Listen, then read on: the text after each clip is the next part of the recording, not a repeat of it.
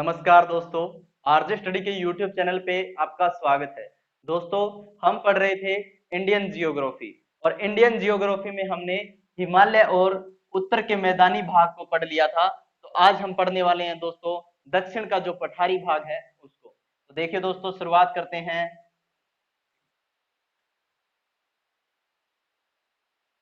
Indian geography, Indian geography. दोस्तों सबसे पहले हम मैप बना लेते हैं। देखिए दोस्तों, सबसे पहले मैप बनाते हैं। ये लीजिए,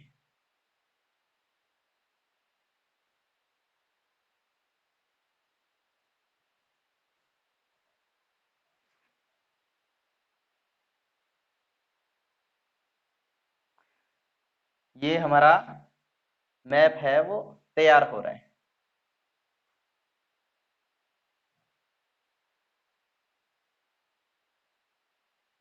ऐसे ही होता है क्या दोस्तों?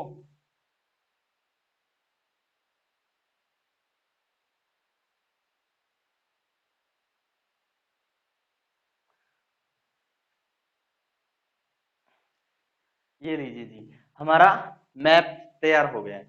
यहाँ पर क्या था दोस्तों, इस और इस क्षेत्र में यहाँ पर क्या था, हिमालय था, और यहाँ पर उत्तर का जो मैदानी भाग है वो आ गया था। अब इसके बाद यानी कि एमपी से नीचे, या एमपी का कुछ भाग और एमपी से नीचे का ये जो भाग है, ये प्रायद्वीपीय पठार कहलाता है। क्या कहलाता है? प्रायद्वीपीय पठार कहलाता है। इसी की आज हम चर्चा करेंगे। इससे पहले देखिए दोस्तों, इससे पहले हम इनको और इनको समझते हैं कि ये अलग अलग कैसे हैं।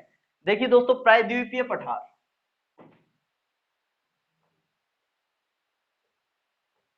प्रायद्वीपीय पठार, प्रायद्वीपीय पठार है ना दोस्तों, हिमालय अपना कितना है? हिमालय है 11 करोड़ वर्ष पुराना, और उससे भी पुराना है दोस्तों प्रायद्वीपीय पठार। कितना है?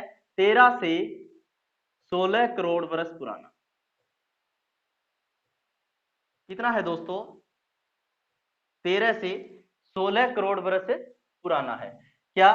प्रायद्वीपीय पठार। अब देखिए दोस्तों, पहले समझने की कोशिश करते हैं। ये हमारी क्या है? पृथ्वी। क्या है दोस्तों? ये हमारी पृथ्वी है। बस हमें समझना है, समझ में आ जाना चाहिए। अगर हमने इंडियन जियोग्राफी को अच्छी तरह से समझ लिया तो आपको ऐसा लगेगा ये तो कुछ भी नहीं है, ये तो बस छोटा सा ऐसे ही आसान सा टॉपिक है दोस्तों, बिल्कुल ही आसान सा है, बस हमें समझना है। ये क्या है दोस्तों? ये है कर्क रेखा, और ये मकर रेखा, ये भूमध्य रेखा। इतना तो आपको पता ही है। यहां पर था दोस्तों, क्या था यहां पर? इस कर्क रेखा पर था क्या? आज जहां पर मेडागास्कर द्वीप है, मेडागास्कर, जहां से मानसून हमारा अलर्ट होता है, वो द्वीप मेडागास्कर द्वीप आज भी कर्क रेखा पर है दोस्तों। वहां से हमारी जो भारत भूमि है, यानी कि ये दक्षिणतम भारत है, ये यहां से खिसकता हुआ आया था। और हिमालय वाला जो उत्तरी जम्मू कश्मीर वाला क्षेत्र, यानी कि ये जो क्षेत्र है, ये जो क्षेत्र है, ये क्षेत्र पहले से था। यानी कि यहां पर कौन सा था? देखिए दोस्तों, जब यहां से इस तरफ इन्होंने करोड़ों वर्षों में खिसकना शुरू किया, मतलब मकर रेखा से कर्क रेखा की तरफ हमारा भारत, तो वहां पर मेडागास्कर द्वीप भारत से टूटकर छूट गया था।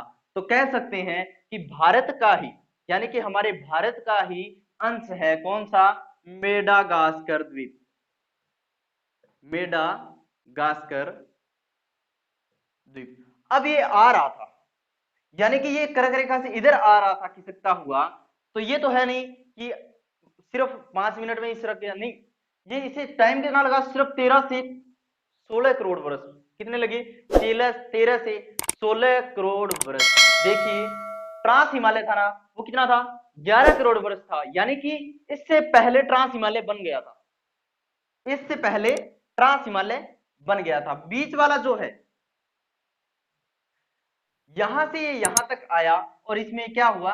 ये यहां पर मिल गया। अब जैसे ही मिला, देखिए कोई गाड़ी है, वो किसी स्थान को टक्कर मारेगी यहां से, तो आगे से क्या होगी? उठ जाएगी। तो हिमालय क्या हो गया? उठ गया। लेकिन इस बात को यहां पर क्या हो गया? गड्ढा टाइप, यानी कि नीचा हो गया, समुद्र तल से भी नीचा हो गया। और ये आसानी से, यानी धीरे धीरे, यानी 13 करोड़ वर्ष पुराना है, तो 13 करोड़ वर्ष पहले ये घटना हुई थी। और इसके बाद ये धीरे धीरे नदियों ने क्या किया, इसको भर दिया। यानी कि हरियाणा, यहां से देखिए पंजाब, हरियाणा, बिहार, पटना वाला जो क्षेत्र है, इसको धीरे धीरे भर दिया गया, धीरे धीरे भर दिया गया। किसके द्वारा? नदियां। इधर से नदियां आएगी तो वो भी यहाँ गिरेगी, और इधर से नदियां आएगी तो भी यहाँ गिरेगी। लेकिन इससे नीचे की बात हो रही है, इससे नीचे की बात हो रही है इस क्षेत्र की। ये है प्रायद्वीपीय पठार। और प्रायद्वीपीय पठार को दो भागों में बांटती है कौन? नर्मदा नदी। कौन सी नदी? नर्मदा नदी। और यहीं पर पास में ही है दोस्तों ताप्ती नदी। कौन सी है? ताप्ती नदी। और दोनों ही अरब सागर की तरफ आती है, दोनों ही अरब सागर की तरफ आती है। देखिए दोस्तों, मैप में आप देखिए कि मेडागास्कर कहां पर है, और मेडागास्कर यहां पर है, और मेडागास्कर से यहां तक गया है, यहां तक गया है। चलिए दोस्तों, आगे समझने की कोशिश करते हैं। ये तो आपको समझ में आ गया होगा।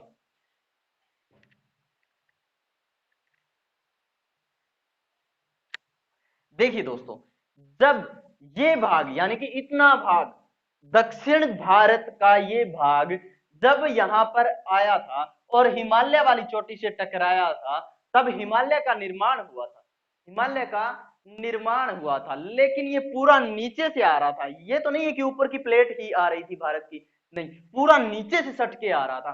तो नीचे से सट के आ रहा था। यहां पर कौन सा सागर है? अरब सागर। कौन सा है? अरब सागर। और इधर, इधर बंगाल की खाड़ी, बंगाल की खाड़ी। और यहां पर जो अंडमान निकोबार द्वीप समूह है दोस्तों, वो शिवालिक श्रेणी का ही अंश है, शिवालिक श्रेणी का ही अंश है। इतना तो आपको समझ में आ गया होगा। यहां पर अरब सागर है। अरब सागर की प्लेट कैसी है दोस्तों? कटोरे नुमा। यानी कि अरब सागर की प्लेट कैसी है? कटोरे नुमा। ये अरब सागर की प्लेट है। अब देखिए, भारत आएगा, और भारत की ये जो प्लेटें हैं, यानी भारत की प्लेट जब अरब सागर की प्लेट से टकराई, तो ये जो स्थान है यहां पर, यहां पर ये जो स्थान है, यहां पर क्या हुआ था?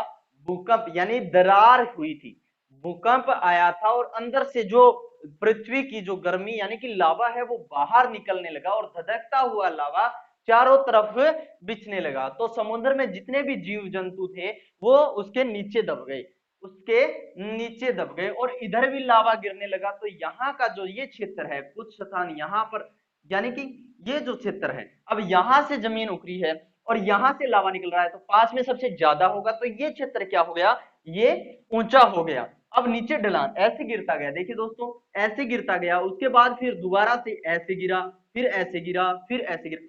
तो इस क्षेत्र को, ये जो परतों पे परतें जमा हो गई, ऐसे क्षेत्र को हम पठारी भाग कहते हैं। और पठारी भाग 1000 मीटर से ऊंचा होता है, 1000 मीटर से ऊंचे वाले भाग को पठारी भाग कहते हैं। इतना समझ में आ गया दोस्तों? यहां पर सबसे ऊंचा है। तो आप देखिए, आप बोल रहे हैं कि सर ये जो स्थान ऊंचा है, तो ये नदियां इस तरफ कैसे आ रही, इस तरफ कैसे आ रही है? देखिए दोस्तों, यहां पर एक पर्वत है। कौन सा? महाकाल पर्वत। कौन सा है? महाकाल पर्वत। महाकाल पर्वत, और इधर है विंध्याचल श्रेणी। कौन सी? विंध्याचल श्रेणी। यहां पर इनके बीच में है सतपुड़ा पर्वत। कौन सा है दोस्तों? सतपुड़ा पर्वत। और इसके बाद दोस्तों, सतपुड़ा पर्वत, क्या? सतपुड़ा पर्वत। और सतपुड़ा पर्वत के बाद यहां पर है दोस्तों अजंता की पहाड़ियां। अब देखिए दोस्तों, इधर भी ऊंचाई है, बीच में ऊंचाई इधर, और ये जो दरार है, यहां से क्या हुआ? नर्मदा नदी और ताप्ती नदी निकल गई, नर्मदा नदी और ताप्ती नदी निकल गई। और इन नदियों को जो उल्टी दिशा में चलती है, यानी कि ढलान की उल्टी दिशा में चलती है, उन्हें भ्रंश घाटी नदियां कहा जाता है। क्या कहा जाता है? भ्रंश घाटी नदियां कहा जाता है, भ्रंश घाटी नदियां कहा जाता है। क्लियर दोस्तों? अब करते हैं दोस्तों पठारी क्षेत्र की बात। अब देखिए दोस्तों, यहां से जब लावा निकला तो इधर भी गिरा और इधर भी गिरा, दोनों तरफ गिरने के बाद यहां भी गिरा और यहां भी गिरा। यहां पर जो जीव जंतु थे वो दब गए, उधर जो पेड़ पौधे जीव जंतु थे वो भी नीचे दब गए। अब यहां से खोदकर कोयला ये तो निकाला जा सकता है, समुद्र से क्या होगा, समुद्र के नीचे जो दब गए उनसे क्या बन गया, पेट्रोलियम बन गया। और यहाँ पर एक स्थान है, कौन सा, मुंबई हाई। कौन सा, मुंबई हाई। सबसे अधिक पेट्रोलियम यहीं से निकाला जाता है, मुंबई हाई। अब इस क्षेत्र में कौन सा है, इस क्षेत्र में यहां पर भी है, यहां पर भी है। यहां पर क्या हुआ, यहां पर रिलायंस ने अपना काम शुरू कर दिया है, वो भी निकाल दिए। कोई भी निकालो, निकलने अपने देश के लिए नहीं निकल रहा है। क्लियर दोस्तों, इतना क्लियर हो गया। अब बात करते हैं पठार की। देखिए दोस्तों, यहां पर क्या है, महाराष्ट्र। महाराष्ट्र वाले क्षेत्र में यहां पर है दक्कन का पठार। दक्कन का पठार, दक्कन का पठार है दोस्तों, इसके इस साइड में, यानी कि महाराष्ट्र का ही क्षेत्र है। महाराष्ट्र के पूर्वी महाराष्ट्र में जो पूर्वी महाराष्ट्र है उस क्षेत्र में यहां पर जो पठार है उसे कहा जाता है विदर्भ का पठार। क्या कहा जाता है, विदर्भ का पठार। यहां पर कर्नाटका वाले क्षेत्र में क्या है, धारवाड़ का पठार। कौन सा, धारवाड़ का पठार। क्या है दोस्तों, धारवाड़ का पठार है। देखिए दोस्तों, यहां पर छत्तीसगढ़ वाले क्षेत्र में बस्तर का पठार, बस्तर का पठार। आंध्र प्रदेश वाले क्षेत्र में रायसीना की पहाड़ियां, सॉरी दोस्तों, रायसीना का पठार, रायसीना का पठार।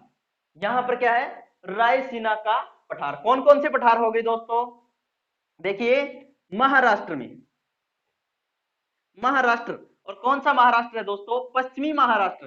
पश्चिमी महाराष्ट्र में दक्कन का पठार, दक्कन का पठार। और महाराष्ट्र यानी कि पूर्वी महाराष्ट्र, पूर्वी महाराष्ट्र, ये जो पूर्वी महाराष्ट्र है यहां पर कौन सा पठार है, विदर्भ का पठार या नागपुर पठार कहा जाता है। नागपुर या विदर्भ का पठार। क्लियर दोस्तों, नागपुर या विदर्भ का पठार कहां पर, पूर्वी महाराष्ट्र में। और कर्नाटक में है धारवाड़, कर्नाटक वाले क्षेत्र में धारवाड़ का पठार। कौन सा पठार, धारवाड़ का पठार। और इधर छत्तीसगढ़ की बात करें तो बस्तर का पठार, बस्तर का पठार। कहां पर, छत्तीसगढ़ में, छत्तीसगढ़ में बस्तर का पठार। और यहां पर ये जो आंध्र प्रदेश है, आंध्र प्रदेश में, आंध्र आंध्र प्रदेश में है दोस्तों रायसीन पठार, रायसीना पठार, रायसीना पठार। सभी जो दक्कन का पठार है उसी के अवशेष हैं सभी। अब इससे ऊपर जाते हैं, यहां पर छोटा नागपुर का पठार भी पड़ता है। देखिए, छोटा नागपुर का पठार।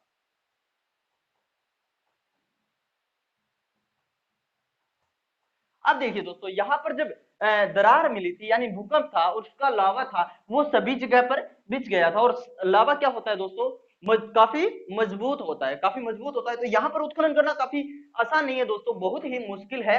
तो इस क्षेत्र में देखिए दोस्तों, यहाँ पर जो छोटा नागपुर है, छोटा नागपुर है, तो ये यहां तक गया था। देखिए दोस्तों, इस तरफ, यानी कहां पर, अरुणाचल प्रदेश यानी मेघालय तक ये फैला हुआ है, मेघालय तक फैला हुआ है। अब बीच में ये दीवार आ गई, दरार आ गई, सॉरी दोस्तों, दरार आ गई बीच में। ये जो दरार है दोस्तों, इसे बोलते हैं मालदा दरार। कहां से स्टार्ट हुई थी, मालदा से स्टार्ट हुई, तो इसे क्या बोलते हैं, मालदा दरार। क्या बोलते हैं, मालदा दरार। ये छोटा नागपुर का पठार है। इधर भी, यहां पर जो जयंतिया खासी, ये जो पहाड़ियां हैं, ये भी इसी की अवशेष है। किसकी अवशेष है दोस्तों, दक्कन के पठार के अवशेष है। क्लियर दोस्तों, इतना क्लियर हो गया। यहां पर मुंबई हाई से क्या निकाला जाता है, सबसे ज्यादा पेट्रोलियम निकाला जाता है भारत में। सबसे ज्यादा अगर पेट्रोलियम निकलता है तो मुंबई हाई से निकलता है। देखिए दोस्तों, यहां पर कुछ नदियां हैं, यहां पर कुछ नदियां हैं जो इस तरफ जाती है। कौन सी? कृष्णा, कावेरी, और यहां पर कृष्णा और कावेरी, और ये जो नदी है ये हो गई गोदावरी। कौन सी? गोदावरी। और यहां से एक महानदी भी निकलती है, ये सभी बंगाल की खाड़ी की तरफ जाती है क्योंकि इनका ढलान है वो इधर है। तो ये क्षेत्र है, ये क्षेत्र क्या होगा? सबसे ऊंचा होगा, यानी सर्वाधिक ऊंचा क्षेत्र कौन सा है?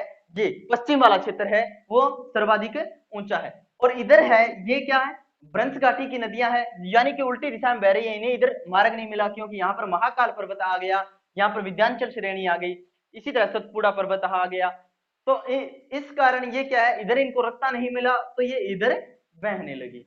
और यहाँ पर महानदी है, ये भी इधर बहती है। तो इस साइड में क्या है दोस्तों? ढलान ज्यादा है। क्लियर दोस्तों? अगर हम क्या है कि तकरीबन 50 या 60 हजार साल, तकरीबन 70 हजार साल अगर हम किसी जीवाश्म को दबा के रखते हैं तो वो क्या बन जाता है? कोयला बन जाता है। ये भी हम मानते हैं। तो यहाँ पर सबसे ज्यादा कोयला कहाँ पर है दोस्तों? इसी क्षेत्र में सबसे ज्यादा कोयला है। लेकिन दोस्तों इसे खोद कर निकालना आसान नहीं है इस क्षेत्र में जितना आसान है, क्योंकि यहां पर तो बिल्कुल कम गिरा था और यहां पर सबसे ज्यादा गिरा था, और लावा ज्यादा गिरने के कारण ज्यादा मजबूत हो गया था, ज्यादा मजबूत हो गया। तो यहां से निकालना बिल्कुल भी आसान नहीं है और यहां से आसानी से निकाला जा सकता है। तो इस क्षेत्र में ज्यादा निकल रहा है, कर्नाटका वाले क्षेत्र में, सॉरी दोस्तों, ये इस क्षेत्र में, छत्तीसगढ़ वाले क्षेत्र में क्या है? ज्यादा निकलता है। दोस्तों आज की वीडियो आपको कैसी लगी कमेंट करके जरूर बताना। जय हिंद, जय भारत।